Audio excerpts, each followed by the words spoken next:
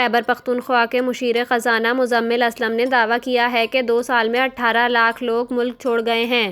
ایک بیان میں مزمل اسلم نے کہا کہ وفاقی حکومت کی ٹیکس وصولی مقررہ ہدف سے کم ہے۔ وفاقی حکومت کی صنعتی ترقی بھی 0% ہے۔ شہباز حکومت کی کارپوریٹ پروفٹ گروتھ شرح منفی ہے۔ وفاقی حکومت صوبوں کو فنڈ کی ادائیگی میں تاخیر کر رہی ہے۔ شہباز حکومت کے دوران ملکی قرضے مسلسل بڑھ رہے ہیں۔ انہوں نے کہا کہ موجودہ دور میں غربت کی شرح میں مزید اضافہ ریکارڈ ہوا ہے۔ اسٹاک مارکیٹ سے بیرونی سرمایہ کاری کی تیزی سے واپسی جاری ہے اور ملک میں بیرونی سرمایہ کاری تاریخ کی کم ترین سطح پر آ چکی ہے۔